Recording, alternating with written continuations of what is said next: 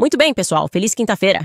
Este, claro, é o último episódio antes de fazermos uma pausa de uma semana porque precisamos pesquisar muito. E vou dizer pra vocês, este vai ser um episódio explosivo. Um dos nossos espectadores, e sinceramente, não acredito que deixei isso passar, encontrou um certo John Trogno entrando nos Estados Unidos em 1961. Além disso, alguns de vocês têm me mandado mensagens sobre a série White Lotus e como, de repente, surgiu esse tema aleatório de incesto na temporada recente. E de alguma forma, esse termo White Lotus apareceu na minha pesquisa. Estou dizendo pra vocês, isso tudo está ficando realmente louco. Então, bem-vindos de volta ao Candice.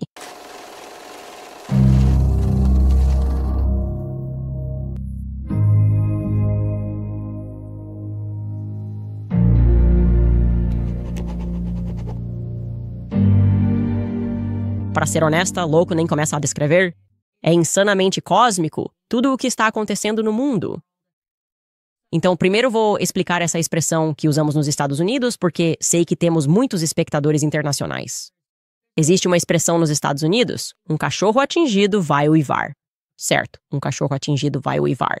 O que isso significa é que, às vezes, mesmo sem querer ofender ninguém, você pode dizer algo e as pessoas ficam ofendidas quase como se fossem provocadas. Isso provoca uma resposta que você não esperava e você pensa, ah, bem, a razão pela qual você reagiu a isso é que você é um cão farejador gritando. Você reagiu a isso porque é algo que você sabe? Não é por causa do que eu disse. É por causa de quem você é. Ok, eu vou dar um exemplo disso. Então acho que foi em 2022. Muito estranho. Eu tuitei sobre genocídio. Eu disse algo que era perfeitamente normal. Eu tuitei que genocídio é sempre errado, certo? O tweet exato é que nenhum governo, em lugar nenhum, tem o direito de cometer um genocídio. Não há justificativa para um genocídio. Não acredito que isso precise ser dito ou que seja considerado minimamente controverso afirmar isso. Eu estava reagindo a algo que um congressista disse, dizendo que não existe vida palestina inocente. E então, de repente, uma pessoa que costumava ser minha amiga, Dave Rubin, entra na conversa e fica muito defensivo sobre se ou não os palestinos estão sendo vítimas de genocídio. Isso foi bem no começo. Isso é como você viu, na verdade, em 2023. Ele tweetou. O que ele tweetou? Eu acho que temos aqui. Ele já tinha até um gráfico pronto. Bem, como tenho certeza de que você sabe, Candace, a população palestina aumentou mais de 5 vezes nas últimas décadas. Mas obrigado por tomar uma posição firme contra o genocídio declarado dos judeus pelo Hamas, que está em sua carta. Eu não estava falando sobre judeus. Na verdade, eu estava criticando um congressista, Brian Mast, que disse algo realmente errado. E de repente ele começa, olha isso. Os palestinos, eles estão tão vivos. É 5 vezes a população. E os judeus vão ser exterminados. Eu fiquei tipo, uau, esse é um cachorro aleatório que latiu porque foi atingido? E agora vamos avançar no tempo. Isso foi em 2023. Agora avançamos para 2025. E sim, bem, as manchetes estão um pouco diferentes. E parece que talvez eles soubessem para onde isso estava indo, certo? Este é o The Guardian nos dizendo, literalmente, acho que isso foi publicado ontem. Revelado, dados do próprio exército israelense indicam uma taxa de mortes de civis de 83% na guerra de Gaza. Então eles estavam por dentro disso e surtando assim que alguém usava o termo, reagindo de forma exagerada toda vez que alguém usava o termo genocídio. Da mesma forma, outro exemplo disso é que eu fiz um episódio em 2022 e eu estava discutindo a história da psicologia. Era literalmente eu dizendo, meu Deus, tipo, os psicólogos meio que já fizeram umas coisas bem sádicas e doentias. Além disso, muitos deles, por acaso, eram pedófilos. E eis que, na mídia, houve uma resposta imediata para defender Sigmund Freud, fingindo que eu era louco só por olhar para isso. E eu, literalmente, só ia fazer um episódio sobre a história da psicologia. Mas a reação, o ditado quem não deve não teme, me fez pensar, ok, talvez haja algo mais aqui, tipo uma tendência. Então comecei a ler livros e a aprender mais sobre a história de Sigmund Freud na psicologia. E era muito mais sombrio do que eu poderia imaginar. E agora temos esse clube do livro onde estamos aprendendo que Sigmund Freud, na verdade, estava acobertando o abuso infantil. Bem, o caos também foi um dos motivos pelos quais eu mergulhei fundo nesse buraco de coelho. Esse é um livro escrito por Tom O'Neill, Charles Manson, a CIA e a história secreta dos anos 60. Os anos 60 na América, aprendemos nesse livro o que eu tirei desse livro. É que o mundo é um palco, certo? Era sobre os assassinatos de Manson. Tudo o que o público achava que sabia sobre os assassinatos de Manson, na verdade, era bem falso. Também, é claro, os assassinatos de Manson envolveram Roman Polanski, certo? A história oficial, Roman Polanski, Sharon Tate. Ela está grávida, ela é brutalmente assassinada. É uma tragédia para ele. Aí você lê o livro e pensa, uau, eles estavam envolvidos em coisas sexuais estranhas. Nada é o que parece. Ele contratou um fotógrafo para observá-lo ou levou um fotógrafo com ele para registrar seu luto na casa. Coisas muito estranhas. Como eu disse, o que eu concluo é que o mundo é literalmente um palco e que existem, de fato, atores de nível militar que usam a imprensa como elenco de apoio para convencer a nós, a plateia desavisada, de que certos eventos aconteceram no mundo quando talvez, na verdade, não tenham acontecido ou talvez não tenham acontecido da forma que pensamos. O livro me fez perceber o poder da psicologia, o poder da propaganda. Esses dois termos, na verdade, são parentes. E também, Sigmund Freud, que criou a psicologia moderna, era literalmente parente de Edward Bernays. Ele era seu sobrinho, que foi o pai da propaganda. Então está tudo relacionado. Edward Bernays, aliás, foi o pai da propaganda de nível militar. Ele se envolveu, Segunda Guerra Mundial, convencendo os americanos, e que era totalmente aceitável querer genocidar alemães. Totalmente aceitável. Ah, os alemães são tão maus. Podemos fazer isso com filmes. Vamos criar essa imagem e vamos para a guerra. Bem, recentemente, pessoal, houve outro cachorro atingido, como vocês têm acompanhado nesta série, que fez um escândalo e tanto. E eu diria que foi na forma do processo extraordinário de Emmanuel Macron contra mim. Nunca antes alguém havia movido esse tipo de processo. Ele está em pânico. Não sabemos por que ele está em pânico. Mas ele inclui aleatoriamente neste processo, entre outras alegações e acusações contra mim, aquilo que o deixou completamente louco. As coisas que fiz deixaram o casal presidencial muito irritado. Ele menciona o fato de eu mencionar o MKUltra o tempo todo. A série, na verdade, não foi assim durante toda a série. Na verdade, ele menciona esse programa MKUltra 18 vezes neste processo. Ok. O processo movido contra mim, MKUltra, é discutido 18 vezes. Desculpe, mas isso não é estranho? O que foi que o MKUltra fez para deixá-lo tão incomodado a ponto de eles escreverem furiosamente sobre isso? E eu vou mostrar para vocês aqui no processo, no final da página. 59 parágrafos, do 132 ao 133. Nós não vamos analisar todos os 18 exemplos. Você pode ler esse processo e digitar MKUltra você mesmo para ver que tudo o que estamos dizendo é verdade. Mas eles escreveram, para incentivar, na verdade no topo, 132, perto do final do episódio 2, Owens voltou seu olhar para o presidente Macron para começar a plantar sua eventual alegação de que ele é produto do MKUltra, ou de um programa de controle governamental semelhante. Você pode ver que isso não está entre aspas. Eu nunca disse isso. MKUltra foi um programa secreto da CIA que conduziu experimentos em humanos para desenvolver técnicas de controle mental usando drogas, manipulação psicológica e tortura. Isso é verdade. Eles então escrevem, para incentivar a suspeita, que Owens caracterizou a infância do presidente Macron como um buraco negro, com pouquíssima informação disponível. Ela sugeriu que sua criação pode estar ligada a operações clandestinas, a uma conspiração governamental porque seu pai era psiquiatra e sua mãe era pediatra.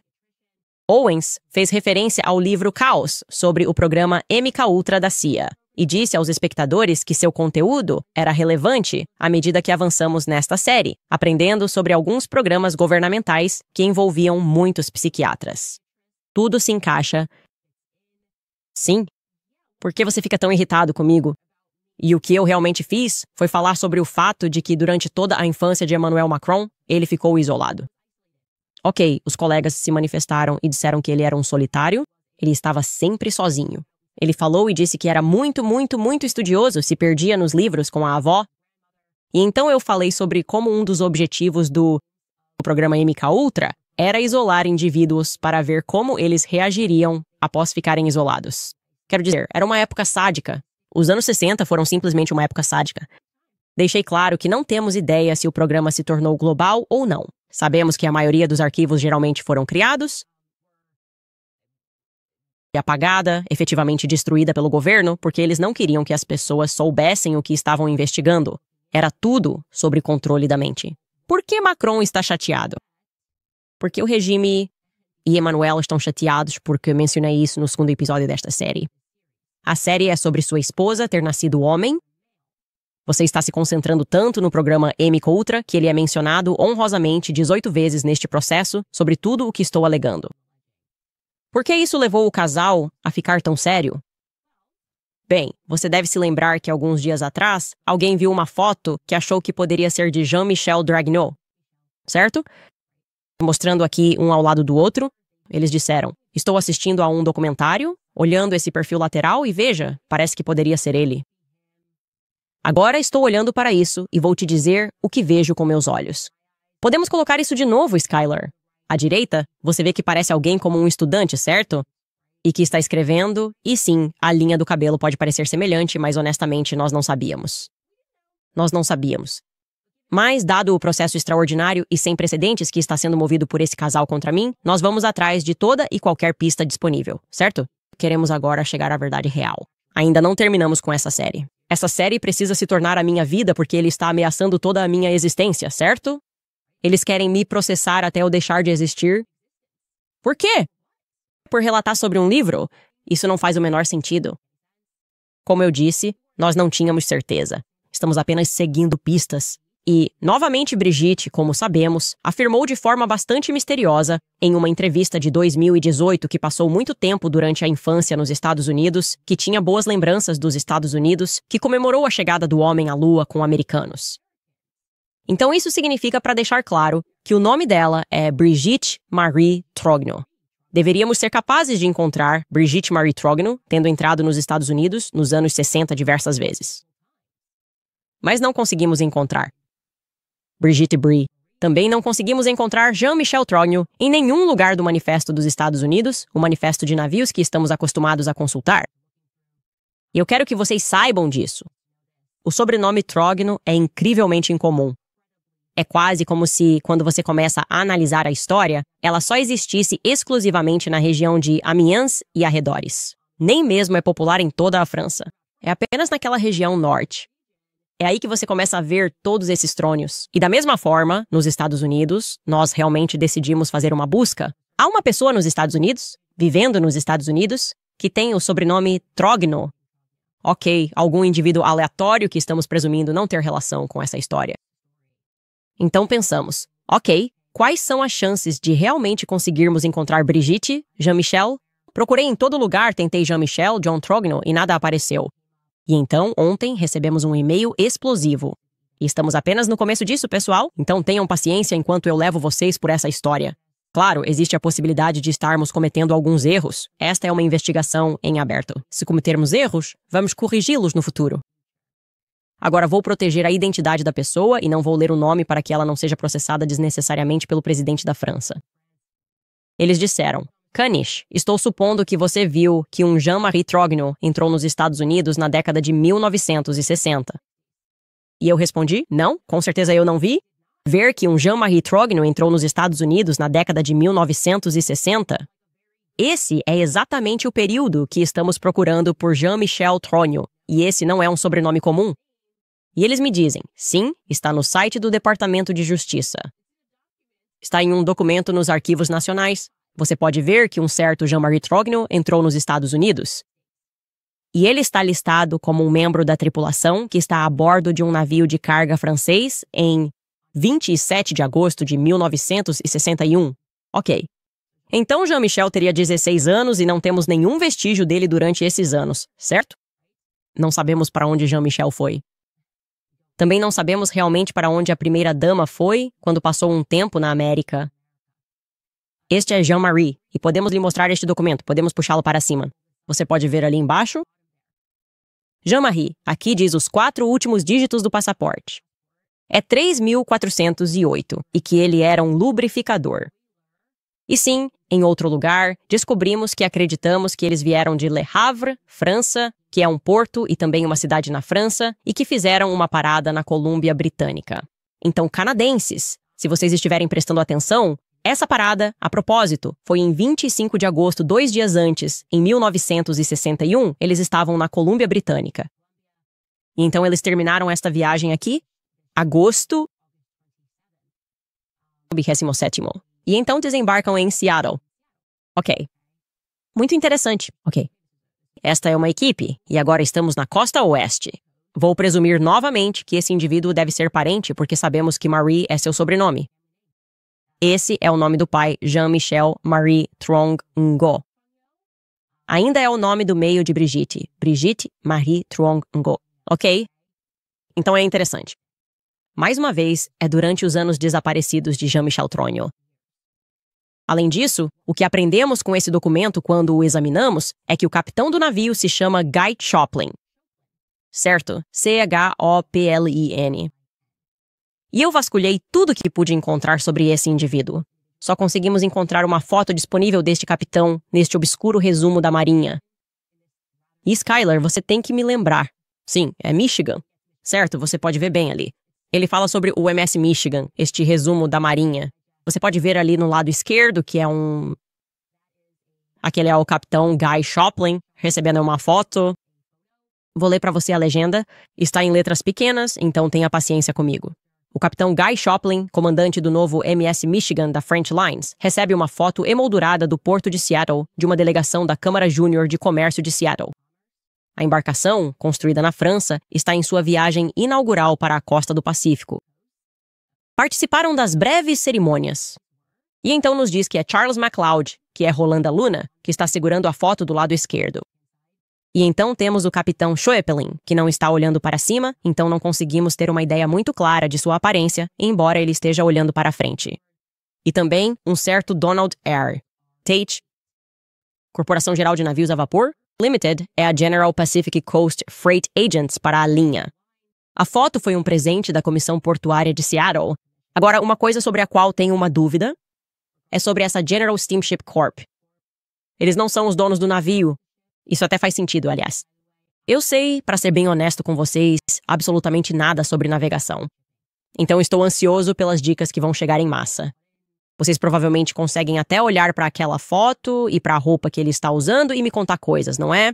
Se você entende de transporte, você entende de transporte. Se você sabe sobre navios de carga, se você sabe sobre tripulações, com que frequência as tripulações são trocadas, a questão é que essa pessoa está listada como membro da tripulação. Este navio... Não conseguimos encontrar esse cara, Choplin, fora desta foto. Agora, em relação ao navio, no entanto, porque então nós apenas dissemos, ok, o que podemos descobrir sobre este navio? Não havia muita coisa, mas uma coisa muito interessante foi descoberta. Agora você vai se lembrar que Jean-Michel Trogneux, quando estávamos pensando nessa coisa de Stanford, pensamos, bem, sabemos que ele tem um arquivo militar. Sabemos que ele estava em Speyer, na Alemanha, e ele era um suboficial, e então a trilha simplesmente esfria. Ele está na Alemanha, é a última coisa que sabemos, e depois a trilha esfria. Ele está jogando hóquei. Nós contamos isso para vocês. Eu sei que há pessoas na Alemanha que estão procurando, tentando encontrar fotos e nos ajudando por lá. Nós realmente agradecemos por isso. Mas ainda assim, dadas essas informações, seria um pouco forçado supor que ele estava a bordo de um navio que, de alguma forma, chegou perto da Universidade de Stanford. Bem a tempo de um experimento psicológico que aconteceu em 1971. Tipo, isso é um pouco forçado. Não há literalmente nenhuma evidência disso, certo? Mas certamente não é exagero dizer que, quem quer que seja esse personagem Jean-Marie Tronho, podemos colocá-lo exatamente perto da Universidade de Stanford, começando no ano de 1971. Quer saber por que podemos fazer isso? Porque, bem, como você acabou de ver, ele está listado como parte da tripulação do MS Michigan. E em 1971, o MS Michigan estava fazendo rotas especificamente da Alemanha para Oakland, Califórnia. Ok. Como sabemos disso? Soubemos disso por meio do processo mais obscuro e aleatório que foi aberto. Gosto do karma disso. Há apenas um processo judicial que nos permite colocar esse personagem Jean-Marie Trogneux potencialmente como uma pessoa trabalhando neste barco. Houve um processo aleatório que foi movido contra a empresa de transporte por ter danificado a carga. A ação foi movida por os associados Varian contra a Companhia Transatlântica Geral. Agora, a General Transatlantic Company, na verdade, é uma empresa francesa que é dona do navio. E você pode ver isso ali no topo. Diz a empresa General Transatlantic, que eu acho foi a pessoa que concorreu e recebeu a Medalha Presidencial da Liberdade em 1955 na França. Então seria interessante ver se há algumas fotos disso, de quem era essa pessoa. Enfim, não vou te entediar com os detalhes desse processo, mas o navio francês estava recorrendo de uma decisão de instância inferior que os considerou culpados de terem danificado cargas, um eletroimã de 8.000 libras. E eles foram considerados culpados e devendo $35.000, que não era uma quantia pequena de dinheiro nos anos 70. Mas o processo lista os fatos do que aconteceu. O processo afirma, abre aspas, em 18 de janeiro de 1971, a Varian contratou o navio da linha francesa para transportar um sistema de espectrômetro embalado em 6 caixas separadas de Oakland, Califórnia, para Hamburgo, Alemanha Ocidental. Para deixar claro, Oakland fica a cerca de 35 minutos de carro da Universidade de Stanford. Alguns de vocês não são da Califórnia, é bem ali. É exatamente ali.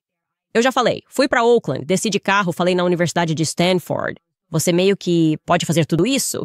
Todas as universidades estão ali, incluindo a UCLA, Berkeley e a Universidade de Stanford. Então eu pensei, ok, isso agora está realmente interessante. Sabemos que esse navio fazia esse trajeto de ida e volta e eu gostaria de saber. Se Jean-Marie Troino era um membro da tripulação enquanto ele fazia essas rondas em 1971, encontre-me Jean-Marie Troino. Isso deve ser muito simples. Como eu disse, não há muitas pessoas para escolher. Ok.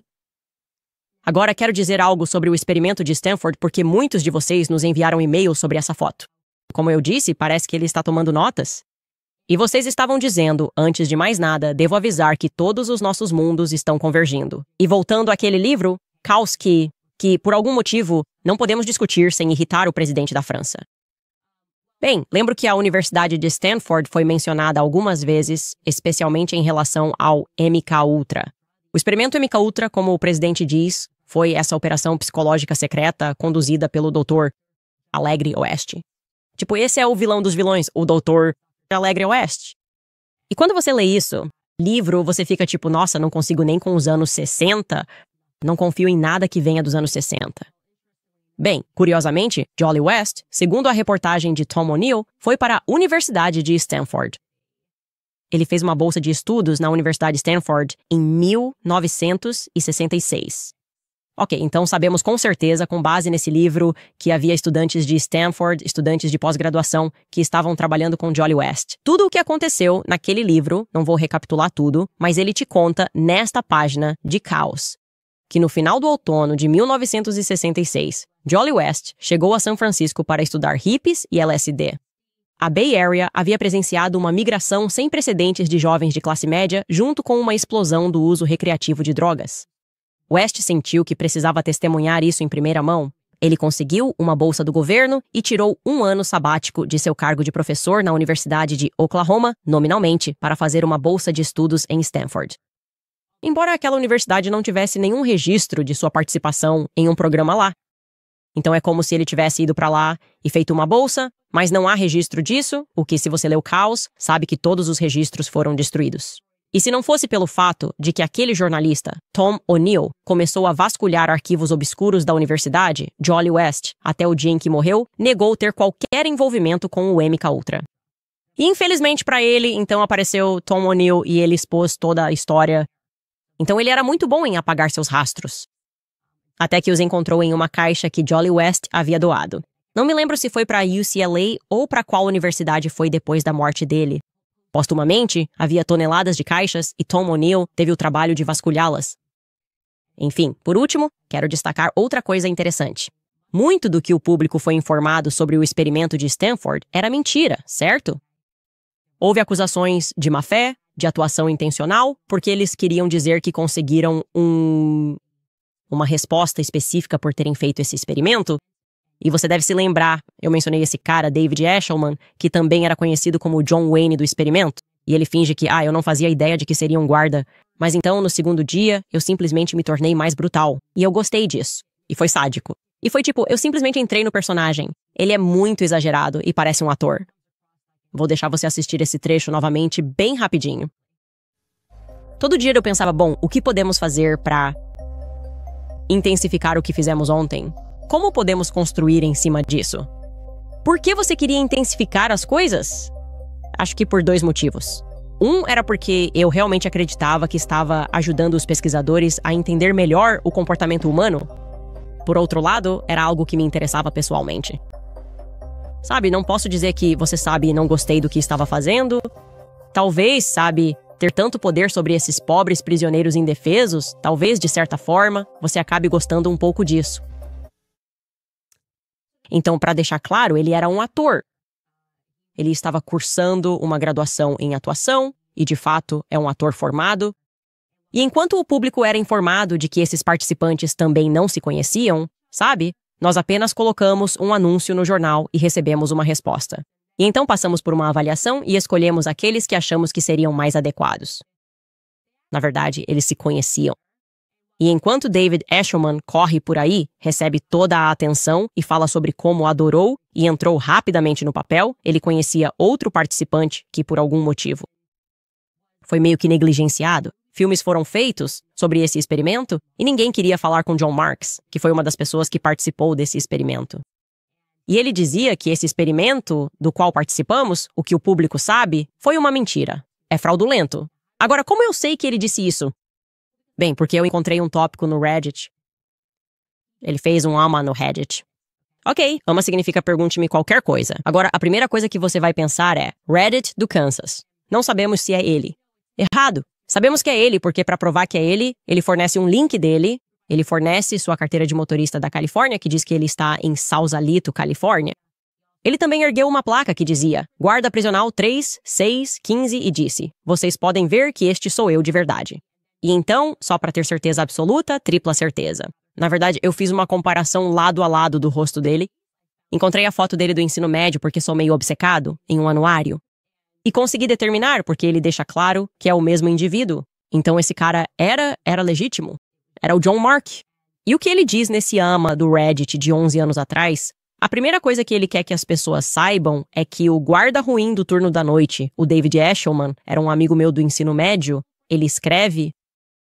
Infelizmente, o experimento e a forma como a atuação dele foi interpretada como real prejudicaram os resultados e fizeram com que eu não me sentisse mais tão amigo dele depois disso. Então eles se conheciam, eles eram amigos. De vez em quando ele continua. Nos encontramos em reuniões e, em uma ocasião, ele pediu desculpas pelo seu comportamento.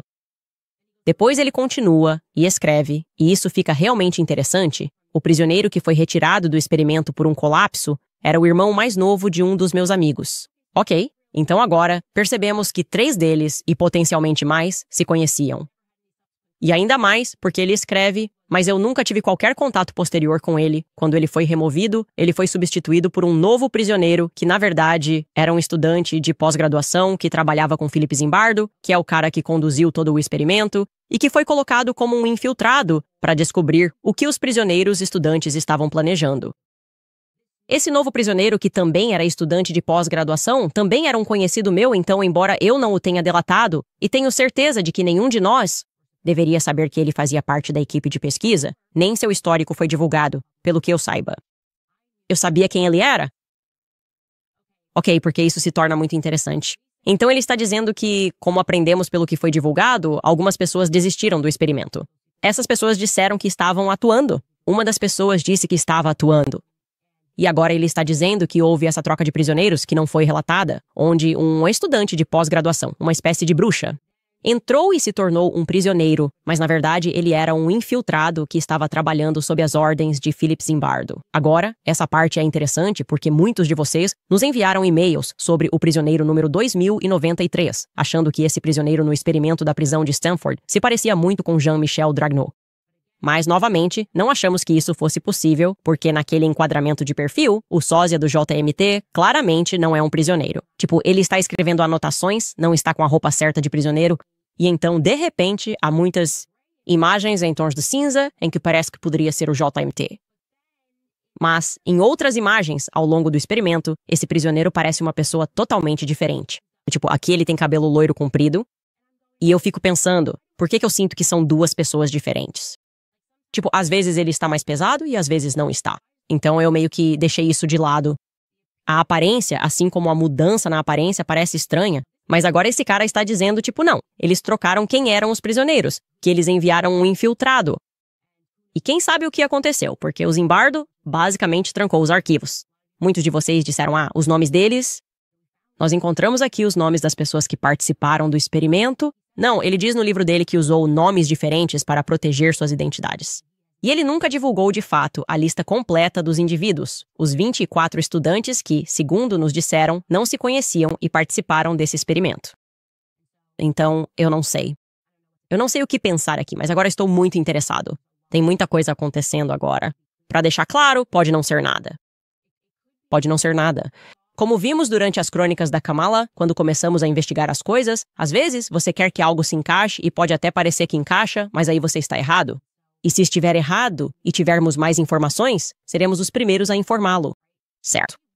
Gostaríamos de poder simplesmente fazer essas perguntas e encerrar o assunto falando com Brigitte e Emmanuel. Eles querem responder perguntas. Eu quero perguntar. Brigitte, encerrar isso. Tipo, ei, aqui estão as datas em que estive nos Estados Unidos. Aqui está. Aqui estou eu em uma foto com minha família. Imagino que você tenha tirado algumas fotos enquanto era jovem nos Estados Unidos. É uma suposição justa pensar que, quando você faz uma viagem, talvez tire algumas fotos se passou tanto tempo da sua juventude lá? Brigitte poderia encerrar isso. Nunca estivemos no negócio de tentar apresentar uma história que não seja verdadeira. Isso não me ajuda. Isso não ajuda as pessoas que estão em casa. Mas estou ficando cada vez mais interessado porque você tem que se perguntar o que diabos justificaria uma resposta dessas de um presidente em exercício em um país estrangeiro. O que diabos justificaria uma resposta de um presidente em exercício deste país? Por que Trump me ligou tão rapidamente? Algo em que eu não tinha pensado. Até que eu refleti sobre isso, o quão rápido aquela ligação aconteceu logo depois que Emmanuel Macron foi embora. Será que, sem querer, como sempre faço, esbarrei em algo só porque estava curioso? Será que, sem querer, esbarrei em algo que poderia, de alguma forma, implicar os Estados Unidos? O que a Brigitte estava fazendo? Tipo, de verdade, o que a Brigitte estava fazendo nos Estados Unidos durante a juventude dela? A coisa boa é que, antes de tudo, vocês podem nos enviar e-mails e nós vamos investigar tudo. Nós realmente vamos incluir links para tudo isso. Skylar, se você quiser anotar, o Reddit, Emma. Nós vamos incluir um link para isso. Também vamos incluir um link para que você possa ver isso no site do Departamento de Justiça. Se você está no Canadá, por favor, comece a procurar nos registros de envio e veja se consegue encontrar um Jean-Marie, qualquer pessoa com o sobrenome Truong-Ngo, isso também seria útil. Onde quer que você esteja no mundo também nesse processo judicial, foi dito que o navio desviou. Esse foi um dos motivos pelos quais eles estavam processando e o navio saiu da rota. Eles dizem que o navio parou em Antuérpia. Então é isso, há muitas pessoas em vários lugares que podem se envolver e ver o que conseguem encontrar no Ship Manifest, se conseguirem achar esse sobrenome. E talvez você esteja pensando, na verdade, Ken disse, eu conheço o tripulante Jean-Marie Chagnot e posso encerrar isso imediatamente para você? Aqui estou eu e meu amigo. Nós trabalhamos juntos nesse navio e temos fotos, porque as pessoas tiram fotos enquanto crescem, trabalhando juntas. Isso seria normal, por favor envie para nós.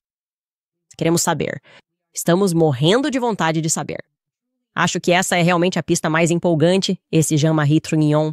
Eu realmente acho que esse indivíduo tem que, pelo menos, fazer parte da família de Brigitte Macron. É o pai? O pai poderia estar vivo naquela época, talvez. Mas eles não nos dizem nada. Então temos que investigar essas coisas por conta própria.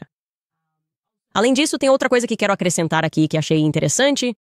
Encontramos Jonathan Mark, o usuário do Reddit, que se formou em Stanford 4 anos depois. Ele está no diretório de ex-alunos de Stanford exatamente daquele mesmo lugar. Eu esqueci o nome, era algo como Salsa, alguma coisa, Califórnia. Tá listado que ele se formou, então, 4 anos depois. Então, esse é mais um ponto de interrogação. De novo, nos disseram que era para ter todas essas pessoas por perto. Eu não sei o que está acontecendo, mas enquanto tiramos essa semana de folga, vamos começar a analisar e ver o que conseguimos descobrir sobre cada pessoa que esteve envolvida nesse experimento, porque eu já descobri que alguns deles falavam francês. Eu não sei qual é a probabilidade de você reunir pessoas aleatórias nos Estados Unidos, estudantes de pós-graduação, e eles serem franceses. Eles também sabem falar francês. Isso me chama a atenção. Mas talvez a gente esteja tentando encaixar as coisas, sabe? A gente pode estar tentando fazer isso se encaixar e talvez não encaixe. Então vocês vão ter que nos avisar. Não vão embora porque agora eu preciso contar uma coisa sobre o White Lotus. E eu acho que nunca pensei que diria isso no programa. Mas povo da China, eu preciso da sua ajuda. Povo da China, sei que vocês estão assistindo a esta série de alguma forma pelos comentários. Preciso da sua ajuda para entender algo que aconteceu historicamente na China. Já vamos chegar nisso. Primeiro quero falar sobre a Preborn, pois cada batida do coração conta uma história. Na Preborn, eles dão às mães em crise a chance de ouvir o batimento cardíaco de graça. É por isso que faço parceria com a Preborn. Preborn não julga mulheres, tornam a maternidade possível, oferecem ultrassons gratuitos. Eles compartilham o Evangelho de Jesus Cristo. Mais importante, permanecem ao lado das mães após o nascimento do bebê, oferecendo apoio prático real. Fraldas, roupas de bebê, moradia e ajuda financeira por até 2 anos após o nascimento. É assim que se parece a verdadeira compaixão centrada em Cristo. Você pode fazer parte, por apenas $28, proporcionar a uma mãe um ultrassom gratuito, ver seu bebê. E quando ela tem o dobro de chances de escolher a vida. Salvar 70 mil bebês este ano. Então, não diga apenas que você é pró-vida, você pode realmente viver isso agora. Para doar, basta ligar para 1-85560-12229, ou você pode acessar preborn.com/Candice. Mais uma vez, é preborn.com/Candice. Também quero contar para vocês sobre a dose, porque as manhãs na minha casa não são brincadeira. Tenho 4 filhos, 1 milhão de coisas para fazer, preparando um programa. De alguma forma, ainda tento aparecer como a minha melhor versão. É por isso que gosto de começar meu dia com Dose. Dose é uma poderosa loja de bem-estar tudo em um que apoia a saúde intestinal, imunidade e energia. Tudo o que importa quando você não tem tempo para desacelerar. E sejamos sinceros, com uma família grande e ocupada, desacelerar não é opção. Leva literalmente 5 segundos pela manhã e eu sinto a diferença o dia todo. O produto mais vendido deles é o Dose for Your Liver, que foi formulado para limpar o seu fígado de elementos indesejados, além de ajudar na digestão e manter o filtro do seu corpo. Os resultados clínicos do Dose mostraram uma redução dos níveis de enzimas hepáticas em 50% na maioria dos participantes. Uma dose de Dose for Your Liver equivale a 17 doses de suco de cúrcuma. Dose não contém glúten, laticínios, açúcar e é vegano. Então continue com Dose e você sentirá os benefícios incríveis com o tempo. Com mais energia, você sentirá que tem uma digestão melhor. Vai reduzir o inchaço, melhorar a função das enzimas do fígado, diminuir a sensação de mente nublada e proporcionar um sono melhor. Agora mesmo, você pode economizar 30% na sua primeira assinatura mensal, acessando dosedaily.co/Candice ou inserindo o código Candice no checkout. É dosedaily.co/Candice ou usando o código Candice para 30% de desconto na sua primeira assinatura mensal. Ok, agora para a segunda parte, China. China, eu preciso da sua ajuda. Ok, Ásia, eu preciso da sua ajuda. Na verdade, porque a Índia também está meio envolvida nisso. Estou falando de uma pesquisa muito preliminar. Enquanto estávamos de folga, há muitas coisas que precisamos investigar. Mas um dos temas que temos discutido no programa que é interessante é como a cultura parece estar nos empurrando essa ideia de que incesto pode ser sexy. Mais recentemente, eu estava me referindo às irmãs Kardashian. Na verdade, eu venho gritando sobre isso há anos, até mesmo quando eu estava no Daily Wire, dizendo: gente, vocês perceberam como elas estão vendendo perfume, mas a Kylie e as irmãs estão todas seminuas, uma ao lado da outra, fazendo caras sensuais. Ainda assim, isso é eles tentando, de certa forma, plantar essa ideia de que o incesto pode ser aceitável e não é aceitável. Da mesma forma, a Heidi Klum, a filha dela, acabou de fazer 18 anos, elas fizeram um anúncio em que estavam praticamente seminuas. Eu não lembro exatamente o que era, acho que estavam, talvez, vendendo lingerie. Se minha irmã chegasse a menos de 6 metros de mim de biquíni, eu derrubaria ela, tá bom? Era pra ser tipo, sabe? Mas eles estão tentando fazer tipo, olha só, somos provocantes e sexy, compre o produto. Isso é estranho. Isso é muito esquisito. Bom, deixa eu te contar uma coisa. Alguns de vocês até nos mandaram e-mails dizendo: Candace, sobre esse ponto, não sei se você assiste o White Lotus. Eu assisti as 2 primeiras temporadas. É uma série da HBO. Mas do nada teve isso lá e certamente houve indignação sobre isso. Do nada, eles simplesmente colocaram esse tema de incesto. Acho que a história é que Skylar me fala aqui no ponto se eram 2 irmãos ou... Você pode falar, Skylar. Não sei se você consegue falar aí. Ok, aparentemente eram 2 caras.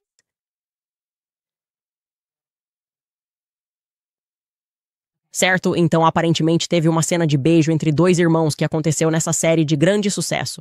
Todo mundo fica tipo, por quê? Por quê? Porque isso é necessário? Por que precisamos de incesto gay neste momento para que a série seja boa? E a história é sobre elites que estão conseguindo escapar de muitas coisas. E o hotel se chama White. Hotel Lotus. Ninguém sabia realmente por que o nome era White Lotus Hotel, ou pelo menos eu não sabia. Eu não sabia nada sobre esse termo, Lotus branco. Eu achava que era só, talvez, uma flor bonita, não sei, talvez algum tipo de inseto. Eu não fazia ideia. Bom, você não vai acreditar nisso. Eu recebi outro e-mail e alguém me deu uma dica e disse: Ei, Candice, estou tentando acessar este arquivo, mas está aparecendo o sobrenome Trogno e eu não consigo, quando clico, não abre. E o que eu percebi quando olhei para isso foi que a pessoa estava tentando acessar um livro e era necessário isso. Essa pessoa pagou $33 para poder descobrir por que Trogno estava sendo mencionado no contexto da China no século XVIII. Agora, o século XVIII é um século bem longo, certo? Porque a Revolução Francesa acontece em 1789. E, em grande parte, a Revolução Francesa foi uma revolução sexual, certo?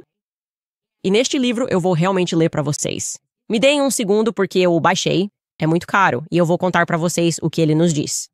Ele nos diz que, e aqui estou resumindo, mas essencialmente houve na China uma rebelião que aconteceu e um grupo de jesuítas, antes dessa rebelião, não um grande grupo, mas alguns, um punhado de jesuítas, sob o pretexto de estarem ali em uma missão católica, vieram para a China, sendo um deles chamado Padre Trogno.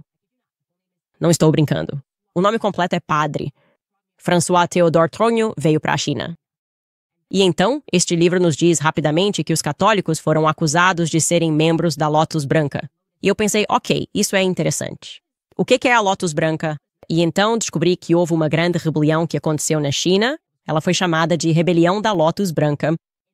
E na minha pesquisa preliminar, descobri que aspectos disso. Houve acusações lançadas de impropriedade sexual que estava ocorrendo. Eu não sei se isso tinha algo a ver com rituais tântricos de sexo. É estranho. É estranho, ok, que de alguma forma isso estava acontecendo. E então, descobrimos que um padre Trogno, e quando pesquisei, claro, ele é da região da Picardia, na França, que um padre Trogno estava lá. Então vou ler para vocês diretamente desse livro. O livro se chama Este Sofrimento é Minha Alegria, e eles nem colocam o nome completo. Padre Trogno, na verdade eu tive que pesquisar sobre o Padre Trogno depois desse livro, mas ele nos conta que as suspeitas de católicos estarem ligados à seita do Lótus Branco levaram a uma perseguição em 1747, na qual Martilha, vou soletrar para vocês, Martiliat, e outros europeus foram forçados a deixar Sichuan em direção a Macau. Ok, então eles eram missionários franceses e disseram que, de alguma forma, foram culpados, disseram que estavam sendo acusados de fazer parte da seita do Lótus Branco. Mas, na página seguinte, nos conta que, sob Muley, que era um missionário jesuíta que foi para a China, ele então trouxe outros 3 lazaristas. E os nomes deles eram Padres Gandon, Padre Monet e Padre Trangu. Eles foram enviados da França e chegaram à China no final de 1733. E então eles são acusados. Então, em 1733, eles estão na França. Eles entram na França, este Padre Trogno. E então, em 1747, eles estão sendo ligados à seita do Lótus Branco. Então eu vou te perguntar, me conte mais sobre a seita do Lótus Branco. Se você mora na China, me conte coisas que eu não consigo encontrar, porque realmente parece haver um muro entre o que acontece no Oriente e o que acontece aqui. Quais aspectos disso eram considerados perversão sexual? Eles acreditam que, pelo que entendi, alguns rituais estavam acontecendo. Por favor, me conte mais sobre isso. Eu sou fascinado por esse período em geral, como eu disse, não só porque a Revolução Francesa acontece, mas porque outro cachorro atingido latiu em meio a tudo isso quando falei sobre Jacob Frank. Quando falei sobre esse movimento franquista que ocorreu nessa mesma época, eles eram indivíduos que eram um culto militar. Eles acreditavam em mudar constantemente seus nomes. E o primo de Jacob Frank? Foi a pessoa por trás da Revolução Francesa. Eles se converteram em massa à Igreja Católica porque praticavam apostasia.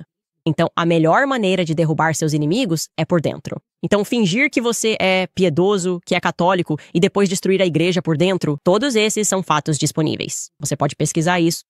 O primo de Jacob Frank, aliás, usava 3 nomes diferentes. Áustria, se você quiser pesquisar sobre a família von Schoenfeld. Ele era conhecido como Moses de Bruschka, que era seu nome verdadeiro durante a Revolução Francesa. Você pode pesquisar isso. Procure por Moses de Bruschka, e eu pensei que essa fosse a coisa mais fácil de soletrar. Mas preciso saber antes de descobrir isso, porque quero saber quais eram os 3 nomes dele. Então, as pessoas podem investigar esse indivíduo. Mas sim, E então ele foi para lá e para Estrasburgo. Ele começa a divulgar porque eles sabem que sempre foi uma questão de imprensa, tipo, precisamos controlar a imprensa e fomentar a agitação. E agora estamos aprendendo isso. Nesse mesmo período exato, pessoas são acusadas de fazer coisas na China. Preciso saber o que estava acontecendo. Tipo, se é que algo estava acontecendo, aqui está, Moses Dabrowska. E ele nos conta que era escritor. Todos eles são escritores, poetas e também revolucionários. Ele era primo de primeiro grau de Jacob Frank, como eu disse, que afirmava ser o Messias judeu. Também ouvi que, durante a rebelião do Lótus Branco, a pessoa que acabou liderando essa rebelião proclamou que ele era um Messias, se não me engano, há muito pouco que eu possa encontrar sobre isso. Este é o começo da pesquisa, mas nos diz que ele se converteu do judaísmo para a fé católica e assumiu o nome de Franz Thomas Schoenfeld, então ele era conhecido como Franz Thomas Schoenfeld. Ele também era conhecido em Viena como Franz Thomas Elder von Schoenfeld, e depois como Moses Dabrowska. E sim, esse cara, Ephraim Joseph Hirschfeld. Hirschfeld era o sobrenome. No final das contas, eles eram apenas maçons. Eles eram os principais ativistas da loja maçônica e atuavam na Alemanha. Eles estiveram ativos na Áustria entre 1780 e 13.790. E então, obviamente, sabemos que a Revolução Francesa aconteceu naquela época. Então, há muito processo aí. Eu preciso saber mais sobre quais eram as perversões sexuais que eles eram acusados nessa seita do Lótus Branco, se é que havia alguma. Talvez eu esteja errado. Eu não sei de nada agora. Esse é o ponto. É por isso que recorremos a vocês, porque assim conseguimos ativar um monte de investigadores. Pobre Elisa Palace, ficando acordada até tarde agora assistindo isso.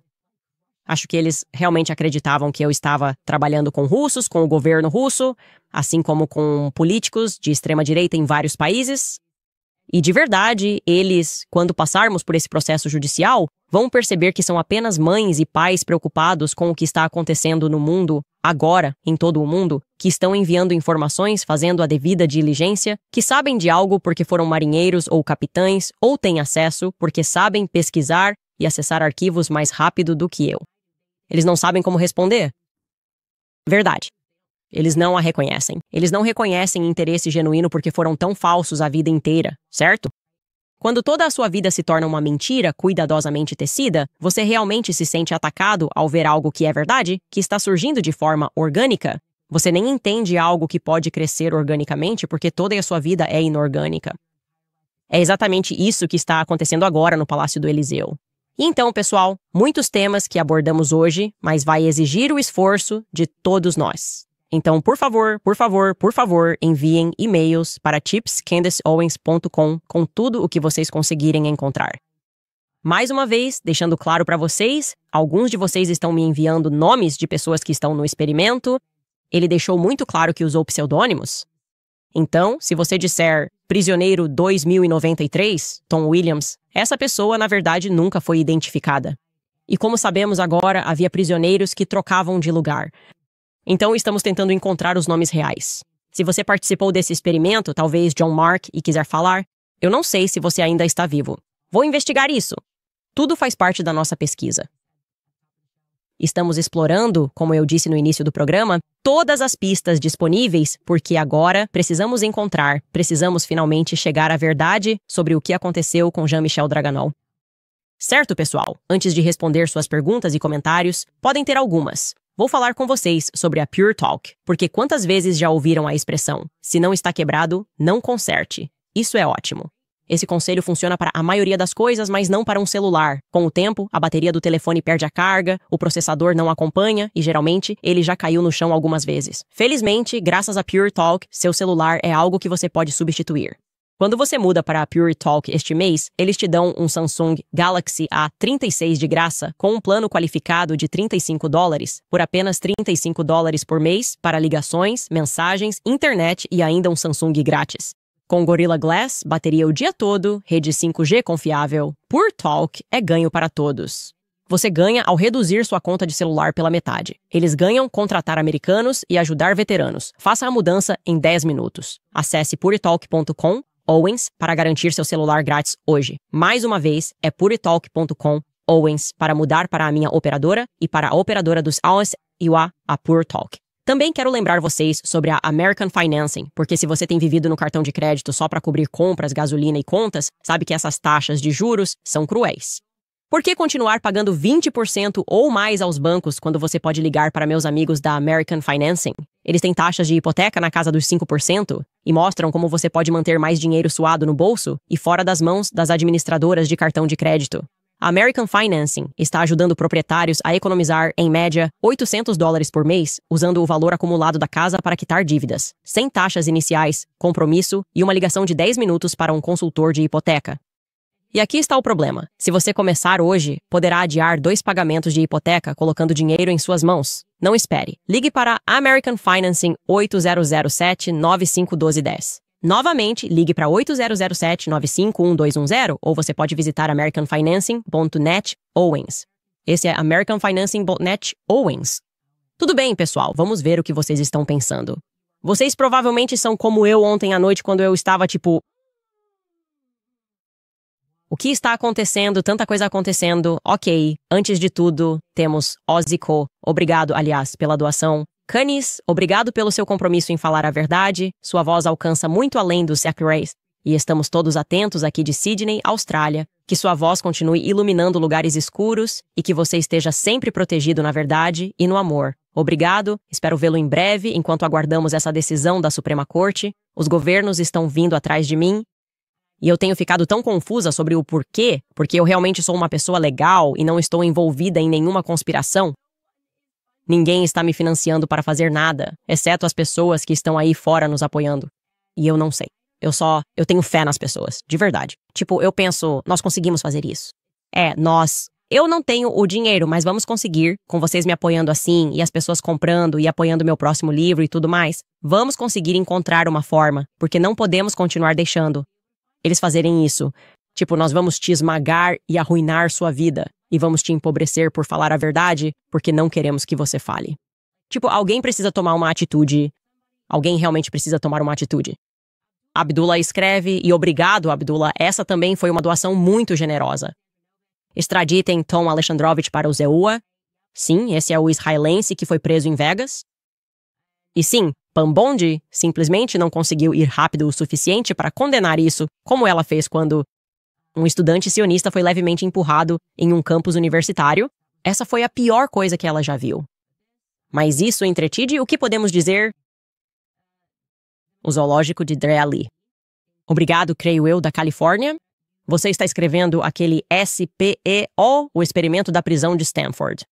A pessoa que o administrou, Philip Zimbardo, declarou no slideshow seguinte, citando: "Uma notícia menos boa é que Sarge, o prisioneiro 2093, foi preso mais tarde por roubo de equipamento de alta tecnologia. Eu não consegui encontrar nenhum registro de prisão, caso alguém mais consiga. Ok, isso é uma coisa boa que você está trazendo. O prisioneiro 2093 foi posteriormente preso, de acordo com Philip Zimbardo, por roubo de equipamento de alta tecnologia. Será que poderia ser algo como um eletromagnético? Processo judicial de eletroimã de 8.000 libras. Eu nem sei o que você faz com 8.000 libras de imã.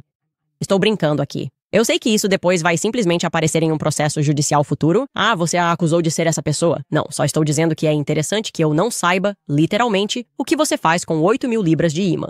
Talvez alguém possa me dizer.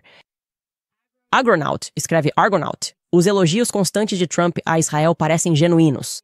Não parece chantagem. Israel é igual a Deus, Bíblia. E ele acha que Deus o está salvando em Butler.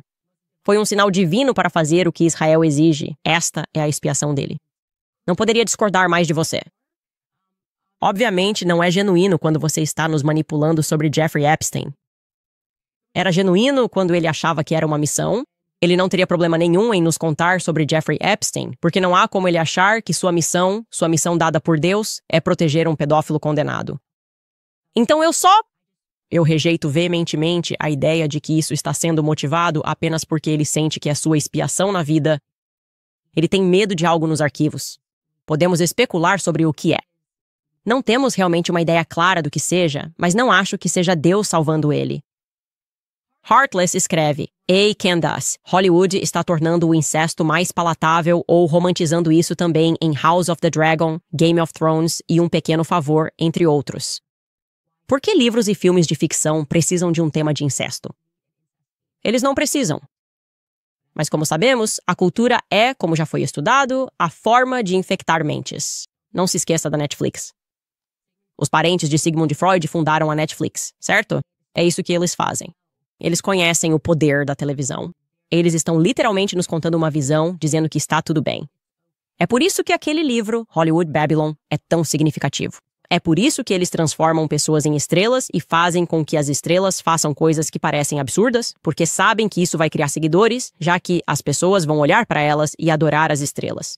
Como aprendemos em Hollywood Babylon, o livro, eles estavam literalmente tentando transformar isso em uma religião. Então você está sendo doutrinado em uma religião através da cultura. A questão é, que religião é essa?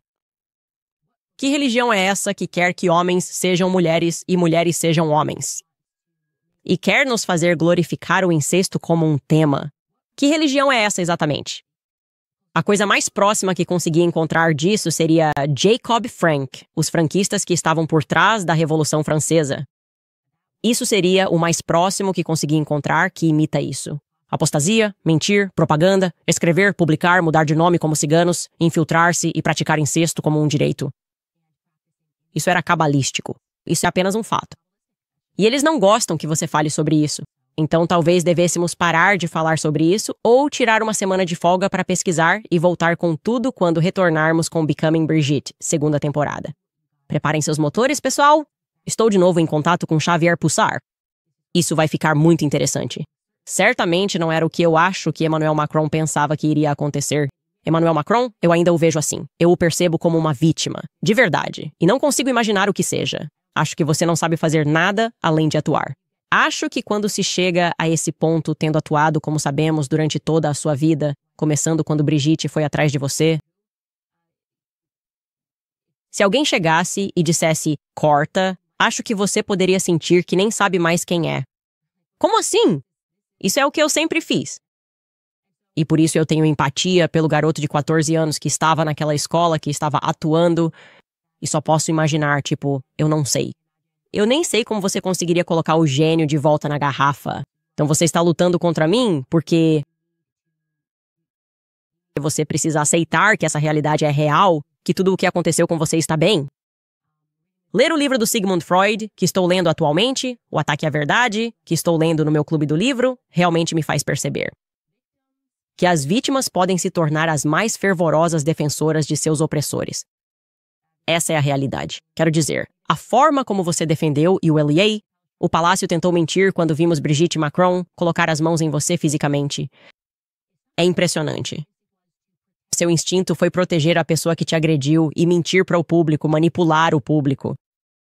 Você está com raiva do público por saber. É fascinante. Tudo isso é muito fascinante. E nós vamos chegar a alguma coisa.